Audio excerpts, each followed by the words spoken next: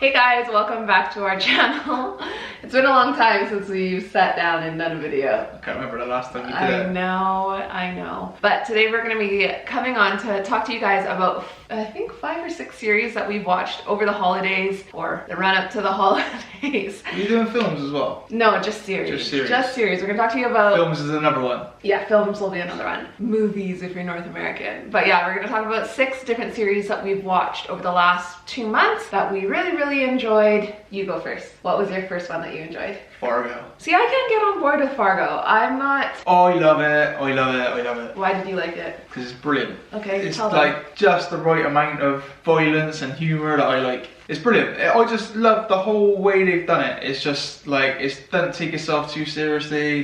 The stories are always brilliant. The characters are always really good. And they're just so like, they shouldn't be criminals, but they are criminals. And then like, there's always someone who's totally not a criminal that ends up getting involved with the criminals. It's just, I love it. I love it. I will say with Fargo, I do like how the seasons connect, even though you don't need to watch the other season in order to understand the season that you're watching. And they like the first series connected to the film as well. Slightly. Yeah, and I will say the most recent season, I didn't really get into it, but the videography and cinematography was amazing. Yeah, it's really good, wasn't it? Yeah. There's one episode in particular where they filmed it in like black and white, and it's kind of a nod to The Wizard of Oz. Because there's what do they call it? A twister. A twister. And yeah, and that was amazing, that episode. Yeah. Okay. Thoroughly enjoyed it. Watch it. It's good. So the first show I want to talk about, Easy, and I was like, I let you go first. I know what What am I gonna say? That chess one, Queen's Gambit. That's not what I was gonna pick first. Huh. I was gonna pick something else first. What but you gave the other? away my second one, so I'm gonna go and give 2 now. Oh. So the Queen's Gambit is one of them. So good. Even if you know nothing about chess,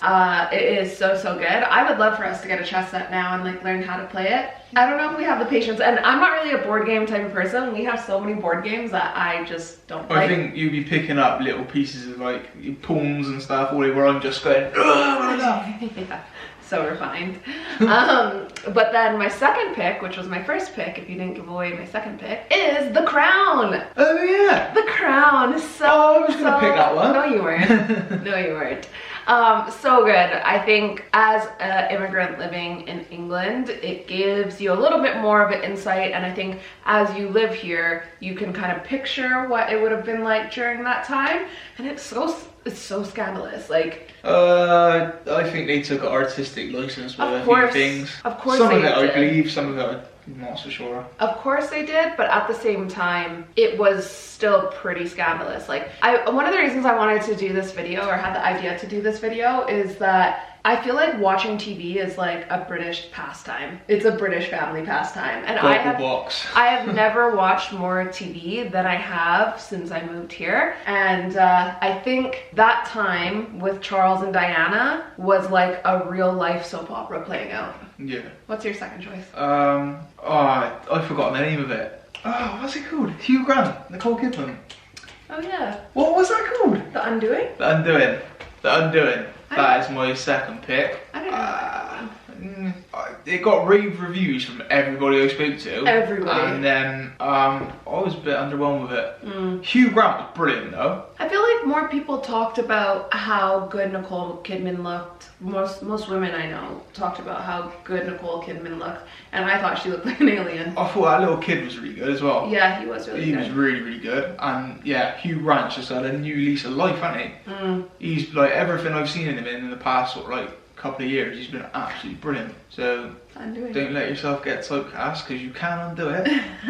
Okay, so the next one that I want to talk about, we actually just watched. Do you know what it's gonna be? We just watched it. We just watched I just watched it. No, we just watched Did I fall asleep? Nope. Did I enjoy it? I think. What? The Yorkshire Ripper? Oh yeah! We literally just watched this yesterday. That was yesterday. Just yesterday. So I love true crime. Like, we go to bed listening to true crime. It's really romantic. Not really. But yeah, again, I think for me, seeing that played out, like if you haven't watched I don't think it's called Jack the Ripper, is it on Netflix? It's just called The Ripper. The Ripper, it's just called The Ripper. The Yorkshire Ripper. On Netflix. again, as an immigrant here, I think it was really interesting to see and like almost be immersed in could quite possibly put you off a little bit, couldn't it? Yeah. But it was easy to immerse yourself in what it must have felt like during that time.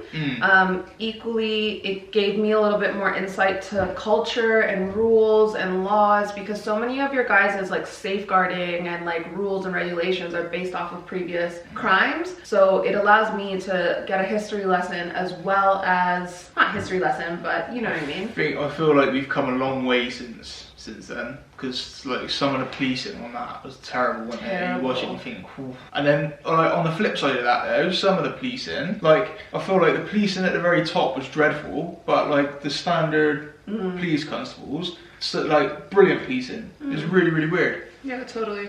But yeah, I was obviously I knew about the Yorkshire Ripper. I was caught out by how many he killed. Yeah, I knew about it as well, but with this Netflix series, they went quite into detail with. It was more about the culture and the time and like life in England at that moment than it was just about the Ripper. They did a good job of like portraying everything, didn't they? Like what life was like in the like late 70s, early 80s, and like what was going on in the communities at the time. They did do a good job. And I think another reason of why I liked it is that I think when people commit crimes like that, it's very easy for you to just hear about their name, whereas it's only within like the last 2 episodes you hear his name, which obviously because they don't want to tell who it is right away, but I think you hear more about the victims and the families of the victims. Yeah, and it gives you a chance to honor them as opposed to giving glory to somebody who shouldn't be glorified. Yeah, there's a lot of brave people on there, weren't there? Yeah. Okay, what's your last one?